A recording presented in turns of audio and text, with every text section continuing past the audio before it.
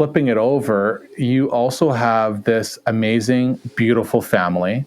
You have, Yes. And how has the dynamics been? Because your wife is also a bit in the industry as well, too.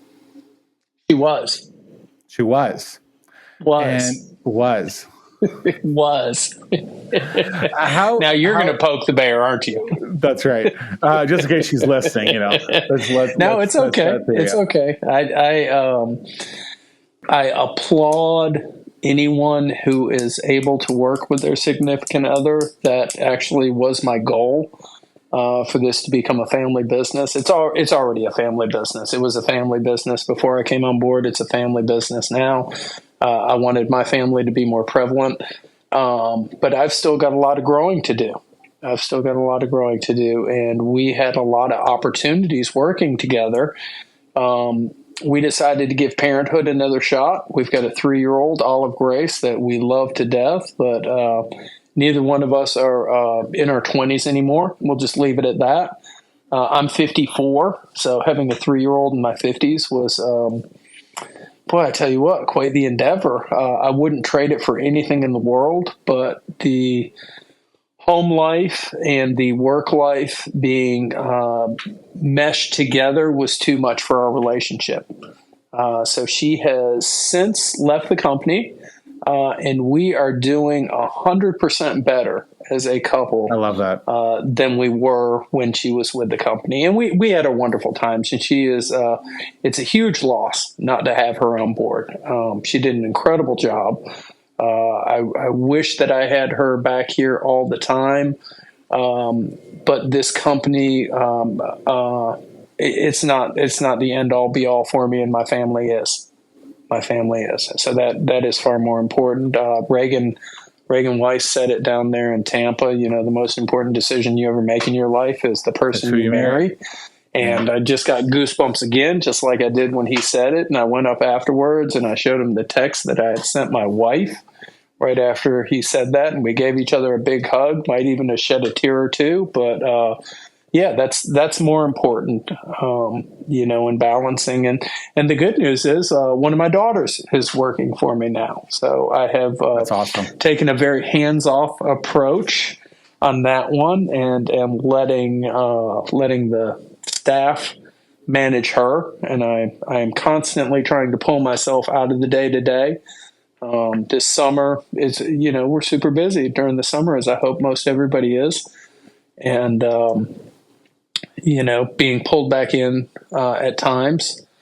But, just trying to steer the ship. There's a lot of responsibility that goes along with having all the employees. And, I sit there and I'll look at the schedule some weeks and think about how many families are being supported by all the jobs that we're able to provide. And it's an incredible thing. I never thought I'd be given such responsibility, and I'm grateful for it.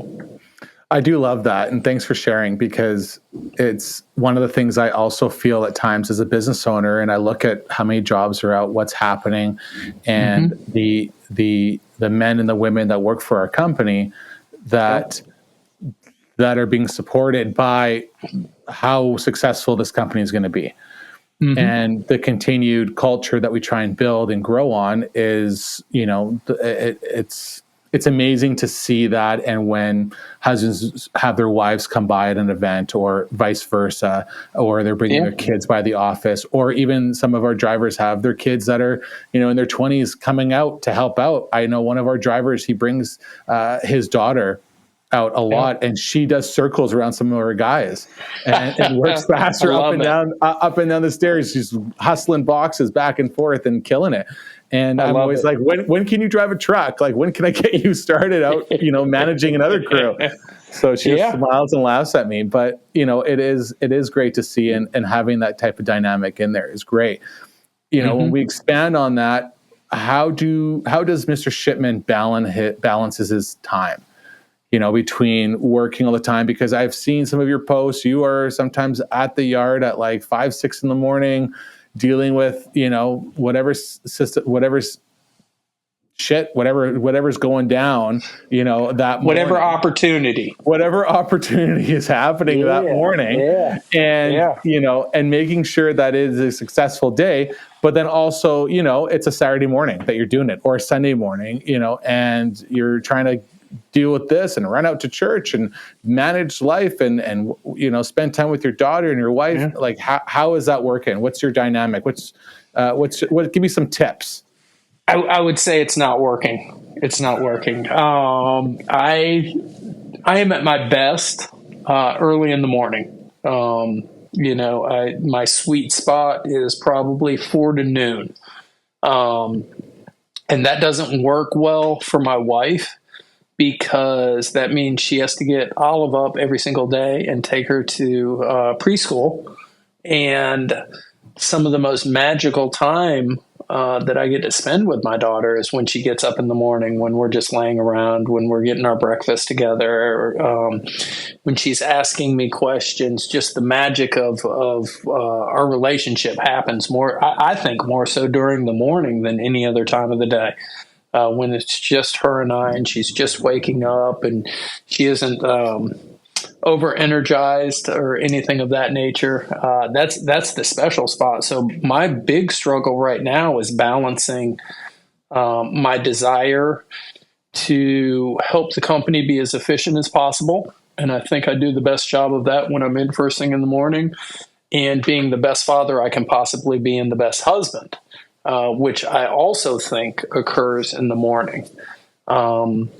So it's a little bit of a give and take. Some weeks I look at the schedule and I say, hey, you know what? I'm not going to be going in every morning. Some weeks I look at it and I look at Shannon and I say, hey, I'm not going to be present next week. We've got a lot of things going on, and I have yet to find that balance. I think at times I'm unwilling to let go of some of the control.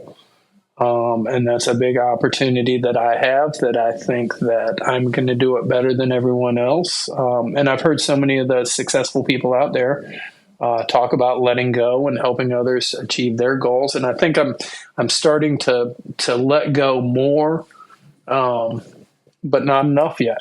Not enough yet. So I don't know if there is a balance. Some weeks I feel like I've worked 180 hours, and some weeks I'm like, dang, they're going to have a mutiny at Coastal because I hadn't been there all week. I've been doing stuff with the family, so it's a give and a take, and an ebb and a flow. And if I ever do find that balance, I'm going to write a book about it, and I think I'll be rich, because I think a lot of moving company owners and people that work in the industry struggle with finding that balance between family and work. See, and here I always thought when you said that your sweet spot was 4 a.m. to noon, is because you usually take a nap around 1 o'clock because of that age that you're sitting. I'm the youngest 54-year-old, Right. That's right. And I agree with you. I think, when you have a leadership role within a company and you want to take off some time, and I also have a 3-year-old, Olive and my son Bo are very similar in age, and also a 1.5-year-old that, they always say this is the time, right? These are the moments you're going to get back, and they grow up so fast. And so you try and do this balance where you want to spend all the time you can with them. And then you're like, is the company sinking? Like, what's happening? Like, I feel like I'm not there. And then I come back to the office and they're like, oh, you're back? Don't worry. Everything is running smooth. And I'm like this frantic business owner thinking that the world's going to fall apart. But then I always forget I have such great leaders within the company and organization that things do happen. And, I think when I reflect on companies that have partners like yourself, companies where they're solo, companies where it's a husband and wife team, just like you're saying, you eventually have to almost like write a book on how did you do it for 20 years? How did you do it for 30 years? Because sometimes there's really, it's hard to find that sweet spot, no matter which area you decided to go down on that path. And so, I always tip my hat to everybody and yourself for, having the capability of saying, hey, I'm going to take these couple days off. I need to take my wife away for the weekend. We need to work on a relationship. And I think if you can somewhere find that balance, you said earlier, some weeks you tell Shannon, hey, like this week is going to be a really hard week in the office, and I'm not going to give you my 100%. And I think when, as a couple and in a family and marriage, whether you're in the office or you're out of the office and you're dealing with your family, having that communication is key compared to not saying anything, having a crazy week, taking it out when you get home, and your family looking at you going like, well, what did we do wrong? Like, where were you? Why weren't you there? But, having that forward thinking going, hey, like, no, let's sit down. Let's talk about this is so important. And even at the office too. Hey guys, I'm going to be gone for this week. This is what's happening. Like, let me know. This is what I need done. And I need to recharge to be a better and more influence, more better leadership. You're better with words than I am sometimes, of just making sure that you can come back and be recharged to lead your team, right? So, hey everyone, it's Matt with Moving Letters AI. When I started Moving Letters AI, I wanted to do something different and shake up the direct mail space. And that's exactly what we're doing with our handwritten letters. Right now, get 1,000 free golden tickets when you start your campaign, and let's make the difference together. All right, guys, back to Mark. There's no real segue to this one, but I know it's always on people's minds. I've seen it in some of the movers groups that they've talked about it, and you do it so well that I really want to talk about it. And that is not just when it comes to packing and moving, which so many people go down that avenue. I mean, some people actually just move. And there's so much money in packing material, packing services, unpacking services, and offering that part of it. And if you're not doing it as a moving company and you're subbing it out, that's fine. But there's so much more revenue in it when you can offer packing services and teach your crews. But the other part that a lot of people put in their names, but they don't do it, is there's moving and there's storage. It kind of goes hand in hand. And for yourself, I know your warehouses are so tip-top and clean-cut and everything. You could eat soup and spaghetti off the floors because they're so clean. Soup and spaghetti. Soup and spaghetti. We're gonna put it all together. Just lay it out there because you're gonna be right behind me, cleaning it up, making sure it's all spick and span and sparkly. Sure. How does it work? Like, what has made it successful at Coastal Carriers that storage has been a strong revenue and a drive in a division that not a lot of people go to? Sometimes people are afraid to say, "Oh, I really don't want to get that warehouse." There's a conversation we've had in a couple of our guy groups talking to other movers that go, "Oh, I really don't want to get this 20,000 square foot warehouse. Like, I'm nervous to take on this burden, this expense." But I always look at it going, give me an empty warehouse because all I want to do is fill it. Sure. But there's a certain organization that has to go into play. You can't just, hey, great, let's just load it up. And a lot of guys just put customer shipments and, they section it off and they don't think about the free space, which is the height. The air is free. You're only paying for the ground. So what have you done in the company to utilize warehouses and space, and how has it made it such a strong revenue stream for the company? Yeah, it was interesting. I remember in some of my earlier testing that I was done as a child, spatial relations was something that I always strived at. I had poor attention, couldn't really keep focus for a while, had a lot of energy, but I was really good at spatial relations. So I have been able to, we've moved warehouses twice, and then I've opened up 3 warehouses, and I have been able to maximize the floor plan and the layout. Warehouses are becoming real interesting with rising real estate costs. And then I had to rethink my entire thought process. Some podcasts that I listened to recently, my mentor, Wayne, he was about to build a warehouse, and that was part of his exit plan. He was going to place Coastal in the warehouse, and then he was going to step out, let us run it. His thought process was always that the warehouse, at minimum, should pay for itself with the storage that's going in there, and then also pay for the office staff. So any salaries that you had associated with that, and if you broke even on that, anything above that was just bonus. So I always carried that mentality that he taught me. But I'm looking, we were moving from one location to another in the Triangle area, which is the Raleigh area, and prices have skyrocketed. They are absolutely huge cost associated with it. There is very little availability. So the model is not working as well. And the ownership model is a much better way to go. I've heard so many of these guys that have started their own company and they were able to get something. So we've got 3 locations that are a lot more rural, and the warehouse space is affordable. And we've got one location that's highly populated, and the warehouse location is not. So in Wilmington, we are using the spokes to feed the hub. We've got 56,000 square feet here. We've maximized the potential with the number of crates. If we're at full capacity, we're doing good. We're rocking and rolling. And then we added a interior decorator division. So we charge for inspection, we charge for storage, we charge for receiving, and then we've got a job on the end of it. So that has been huge for us. I think in some towns, you just really have to look at what the market looks like. You know, COVID was great for everybody. Everybody should have had a full warehouse that had one, because so many people were selling their houses so quickly, and the inventory wasn't there to move into something else. So being in a resort town, we have a lot of people that sell a second and third home, and they don't have somewhere else they're going, so they store it.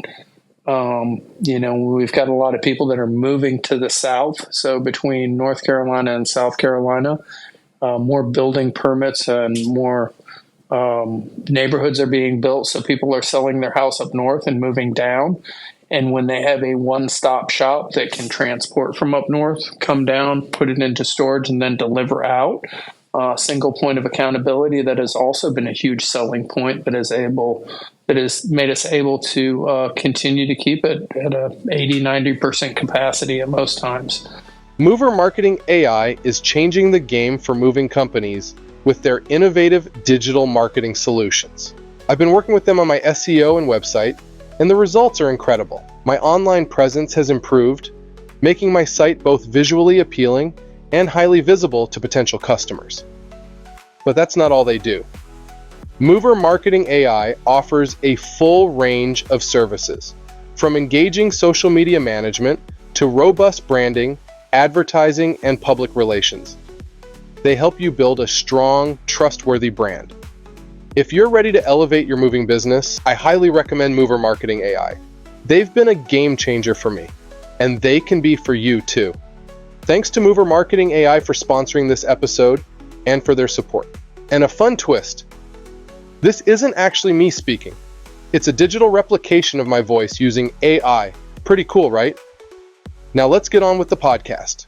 For the warehouse that you have, for the largest one, what is there a certain type of softwares or something that you use to keep track of it all? Because a lot of times, most moving companies will say, "Great, I've done an inventory form. You know, I've done the weight, I've scaled it," or however they've decided to plan it. But the basic is, I've made an inventory, I've labeled the container vaults or the storage pods, whatever you want to call it, for the customer, and that's it. And I've put it in maybe our software system or anything. But there are so many other warehouse inventory apps, software that's out there. Have you found one that has been successful for yourself that you use to organize it? Because I'm assuming when it comes to interior designers, there's a lot of moving parts, right? They're constantly having stuff come in on a regular basis, and it's very easy to lose a piece that could come in and you've lost track of it. Sure. No, we have found out the hard way the importance of clearly documenting. We've done everything from spreadsheets to Excel. We're now using Smart Moving for all of our inventory in our warehouse. But we have found a program called Asset Tiger that works well for us. So give them a little bit of a plug right there. The cost is minimal, but we actually implemented it, and it was for what the word eludes me, but assets that a company owns. So it would label them, and then you inventoried it and put it into the system.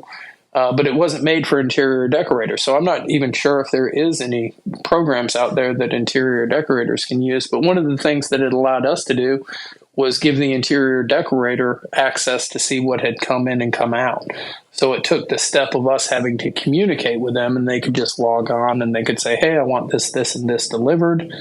And they could inventory it. So setting up a system that allowed communication without human interaction was really key in that, because if you've ever dealt with an interior decorator, they require a lot of hands-on. They require a lot of attention, and they are dealing with a client that also wants a lot of attention. Exactly. So, trying to figure out what the best way to do that, has been something that we've been working on. So, we've figured out that is the best way for us to do it. And it's been successful so far. What would you tell somebody that is trying to get into the warehouse, has some storage vaults? Mm-hmm. Maybe if you had a templated diagram of a rectangle and a square, where you could map out what that does, and maybe we can tell our listeners, hey, guess what? I'm throwing this out there, but maybe if you reach out to us or send me a message, and I can relay it back to Josh. If you're looking for kind of like a templated idea of how to maximize your space, Josh is totally willing to put something together for you. Sure.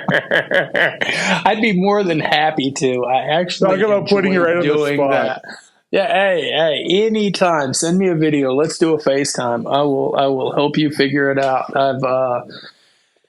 I would say the most important thing is don't forget about your pull row. I walked into a warehouse one time, and they were full front to back, and I said, well, where do you put the crates when you're trying to get to the end of your row? And they're like, we put them outside. And I said, well, what if it's raining? And they said, well, we hope it's not a hard rain. And I was just like, that's not a good plan there, buddy. So, it's just something working within the space. I think that goes back to the program. I was going to touch on that a little bit. You hear people talking about this or that, and this does it better, this does it better. And a lot of times I have figured out what the system is and just figured out how to work within it. There's a saying out there, be like water, my friend. Instead of trying to fight something, just go with the flow. So I think that's super important in this industry is sometimes know your limitations and figure out what works for you. And storage does not work for everybody. It does not work. And it's quite an endeavor. We were very lucky when I was already on board that we had already established a reputation in the town that we're in as somebody who does first-class service and will hold your possessions, and they'll be safe. And we've just been able to grow on that. So, any nightmares that you had, or anything in particular where you've had a customer that's been in storage or at a location, and you had to get rid of some stuff, and you're like, oh, geez, like, well, I can't believe this person's had it in the storage for this long, or just a nightmare on the phone? I saw a crate from 08 the other day. I was cleaning up the warehouse, and I had to pull some rows, and I saw a crate from 08 that we still have. We put a tag on there. It's got its end date in for everything. So that was kind of interesting. And then the other, during COVID, we were about to move warehouses, and we had hit overcapacity. And we started renting out storage units locally. And I think at one point in time, we had over 40 storage units. Wow. Not really the best look. No. We actually went and loaded up a storage unit, went to deliver it to a house, and the customer said, "That's not my stuff." Oh no. Yep. So they had switched the names on the chart, showing who everybody's stuff was. So yeah, we've made some big errors at times. So we comped the move. We went back, we put this stuff back that wasn't there, went back and got the other person their stuff, and came back to it. And that was embarrassing. That was embarrassing. But, sure. We got through the day. They got a free move out of it. So at the end of the day, everybody was happy. But organization is key.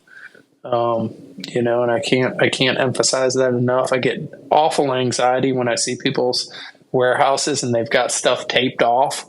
And I'm just like, oh my God, I can't even think about it. It hurts my heart. I walk back in our warehouse, and if somebody has taped a label to something and then not put shrink wrap around it, I'm like looking at the camera, seeing who did it. Like, we're going to have a talk right now. I do not need to have something that I don't know who it belongs to in this warehouse. So I'm strict on that. I need us to do the best we can for our customer. What are some of the 5 points that you would share with someone looking back at the last, 16, 17 years that you've been involved in the moving industry?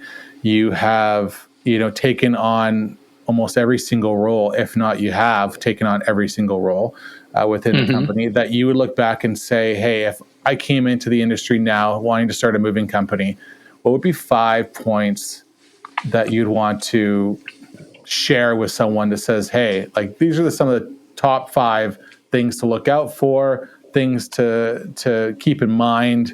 Top 5 things to look out for and keep in mind if you're starting a moving company today. Educate yourself as much as possible. I love this podcast. I love being on it, but I got to give a shout out to Wade. When I went out and started getting to know everybody at all the conferences and whatnot, and went to Lewis and everything, and I found out about that, I went back to his first podcast and listened to them all the way through. And I got so much education. And I had already been in the industry for 10 years, and I felt like I was going to college, and really just learned a lot from everybody else's. So educate yourself, understand. We're gonna edit that out, though, just so you know. There's a lot of static coming through when you're recommending another podcast. There was just tons of static, so we really couldn't hear you on all of it. No, I'm joking. That's Wade Sweikel from Grow Your Moving Company podcast. He's one of the OGs for podcasts, and if you're only listening to this podcast, definitely check him out. He has some amazing guests that come on his show, and he started years before me. So definitely, like Josh is saying, it's worth a listen. Start from the from the beginning, because you can almost see some of the guests that he's had on once or twice from the beginning to where they are today. It's actually really cool to see, because a lot of these guys have evolved and grown substantially, and have come in with even more wisdom from the the years ago that they were on it. So for sure. Okay, education, that was number 1. Education. And that goes on industry specific also. I don't know how many of the North Carolina Moving Association conferences I've been to, and the AMSA moving conferences that I've been to, and going to the classes, and I'm not seeing a lot of my peers. I'm not seeing a lot of my competition. The conferences that I was going to, I was seeing the same people. That's how our friendship blossomed. The same people are trying to be successful out there. And if you want to be successful, hang around with successful people. And they go the extra mile. They do the extra stuff. They go to the classes that teach them. And these are all things that are a low cost that you can really learn a lot at. Marketing, there's a big push recently, and I've always been a fan of it. I call it shoe leather marketing. A lot of people call it grassroots marketing, getting out there, shaking hands, becoming a part of the community, understanding that hard work is going to be required. There is no shortcut. There is no shortcut to success. Hard work pays off. I see it and feel it in my own life when I am present and participating in the company. The vibe is so much better. than when I'm not. My anxiety goes up. I get worried. I get concerned. I don't think things are being done properly. And then when I put the work in, it just seems like everything flows a lot better. Answer the phone. Answer the phone, and don't be scared to ask for the money. You will never get the money if you don't ask for it. That was one of my opportunities that my mentor Wayne had. He always took care of this one territory that he was from, and he would go up there and he'd do an estimate, and he'd be like, "Here you go. This is how much it's going to cost. Will you call him up and ask him?" And I was like, "Dude, how did you get to where you are and you won't ask for the money?" So you got to feel strong about the product that you have. And you got to be willing to ask for the money. I remember the first time I put forth a $5,000 estimate, and I was like, nobody's paying $5,000 for a move. Are you freaking kidding me? These people are going to laugh at me. And they were like, I told them, they were like, okay, do you want cash for that, or a check, or a credit card? And I was just blown away. It just blew my mind. So don't be scared to ask for the money. And I guess that's 4. What would a 5th one be? It's funny because earlier today, one of our new girls in the office, she was writing up a work order, and it was for something to do with the university, a small project. And she's like, "Is this number correct? It's like $8,000 or something, and it's just for like one day." Yeah. And I said, "Yeah, no, that's correct." Like, carry on, keep doing it. She's like, "Oh, wow, okay." Like, and make sure you ask for the money. Make sure they're paying the bill at the end. Yeah. Make sure you ask for the money. And I guess, a shout out to the Let's Go boys. Surround yourself with like-minded people that you can communicate with, that you can bounce ideas off of. We've got some friends that we constantly talk to, and it's interesting. I was thinking about it as you were talking about family, and a lot of the things that you do with your family inspire me, and I see it on social media. We've got our friend Austin, and he does so much on implementation and putting himself out there on social media. Nikal is doing so much with his company and continuing to grow, and Matt has started his own stuff while doing the moving company. I mean, I'm surrounded by inspiring individuals, and I'll sit there and have self-doubt, self-worth, and I get around you guys, and I'm so inspired at all times. I hope all of you know how much your friendship means to me, and it's just wonderful to be surrounded by people that are on the same path as you, that encourage you, that you can communicate with, that you can bounce ideas off of. If I was on this path and I didn't have the network of people that I communicate with, I mean, we'd be doing half the revenue that we're doing right now. We'd probably still be writing everything on a piece of paper. I just feel like we'd be light years behind where we are right now. So just make sure that you are part of a network of people that is inspiring to you, and take care of yourself. It's true. Yeah. Take care of yourself. I can't talk enough about eating healthy, exercising. Be the best version of yourself that you can possibly be, so you can show up for this job, because the job is going to require it. Either you're going to beat the job, or the job's going to beat you. Coming from the guy who does like triathlons. Not yet, but I'm trying to get there. Coming up, though. Hey. Yep, I hope so. Yeah, I hope so. Don't go against Josh on any kind of fitness challenge. He will smoke you. Yeah. Well, I enjoy good competition, and I enjoy being the best version of myself. I've already been the worst version of myself in this lifetime, and it takes a lot of effort to be a better version of yourself. Anybody who's struggling out there with anything, always feel free to reach out to me on social media or anything like that, because I've put myself and my family through it in the past, and I know how hard it is, but I do know it's possible. I do know that a change can happen in a person's life, and they can be very successful. And I'm here to help and encourage anybody who's on that path. I have ran into you in an elevator. I thought there was a mirror, but it was actually you in there. And I was looking at myself a little bit more scruffier. And I run into you. I see you in your shirt that says, Coastal Carriers Moving and Storage. I'm so sick and tired of Vancouver and the interest rates and the high cost of living. I want to move to North Carolina or South Carolina almost. Now it sounds like. Yeah.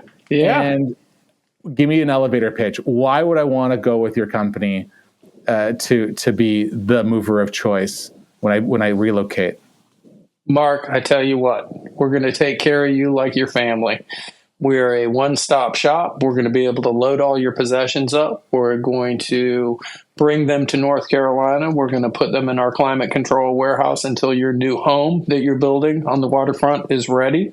When that house gets ready, we're going to come in there. We're going to take a half day just to prep the house because we know how hard you've worked for this house, and we're going to make sure it's protected. And when we bring in all of your possessions, we're going to take as much time and effort as is needed to get it set up just the way you want it. We are going to do the absolute best job in the industry, and we would love to earn the opportunity to take care of it for you. Love it. Thank you. Before we end, we're wrapping up 2024. We're halfway through the year. And what does the future look like? What's the goal by December? The goal for this year was to have 4 branches open. We have achieved that. The financial goal is 7. We are up year over year, so we hope to be able to make that mark. I have been trying to dive into profitability and get that higher. Just because you have revenue doesn't mean you have profit. So I'm learning a lot about that, and a lot of the guys that I listen to talk about that.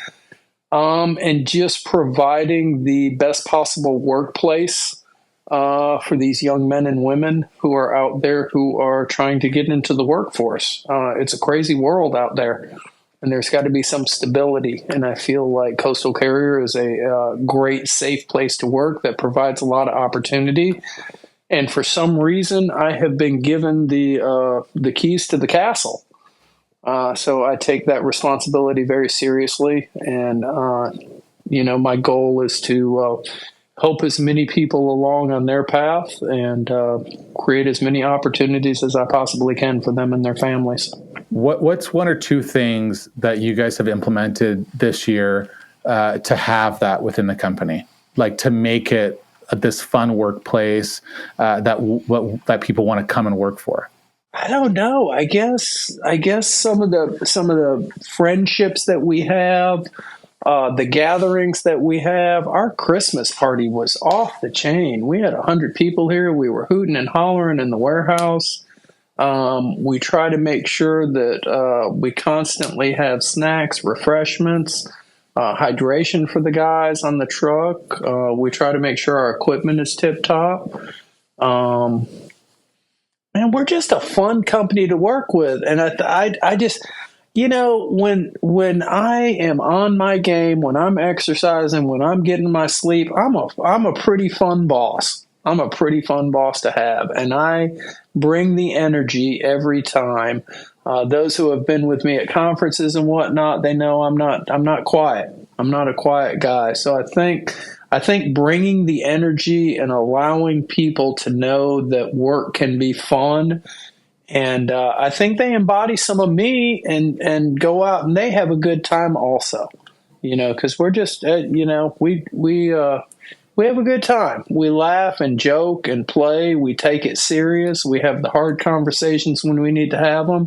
And then we just move right past it. And, we are a little mini family up here. So I don't know. If you have not checked out or you're not following Coastal Carriers on social media, please do, because I'm going to end this interview with Mr. Shipman with, you got to give me a joke.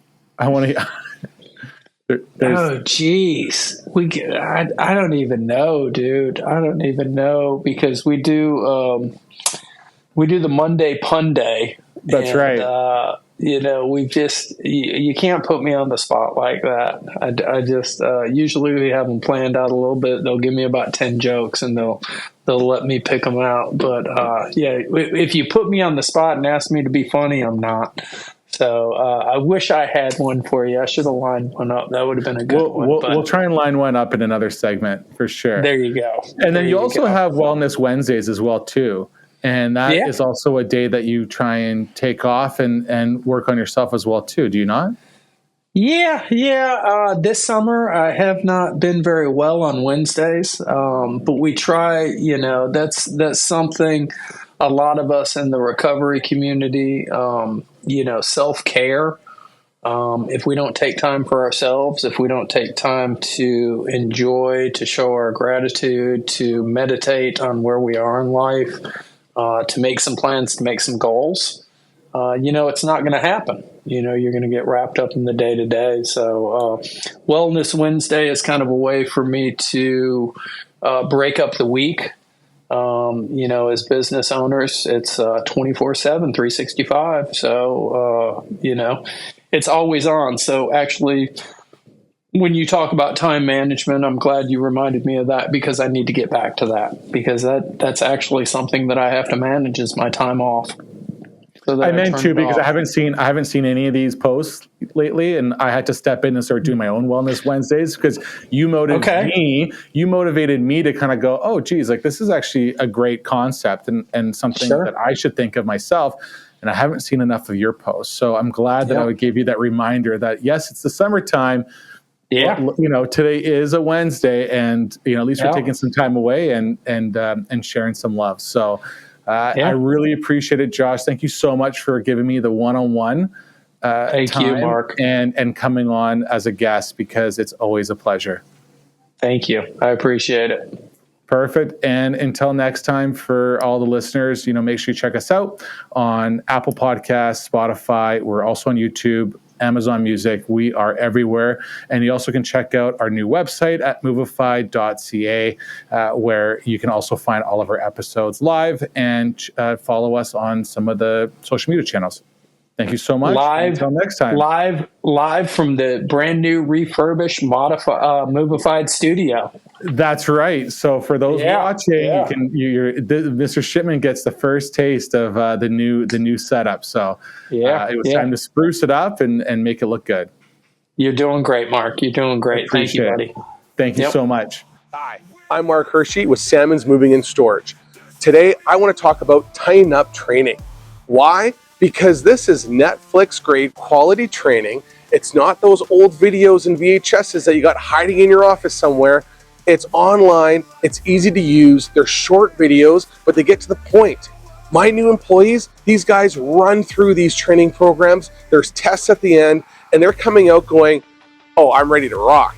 So if you haven't checked out Tying Up Training yet, get a demo done. Get on board. Guess what else is there? Online portals for my sales staff. Can you believe it? These guys can learn how to overcome objections and book more leads today. So what are you waiting for? Go check out Tying Up Training today.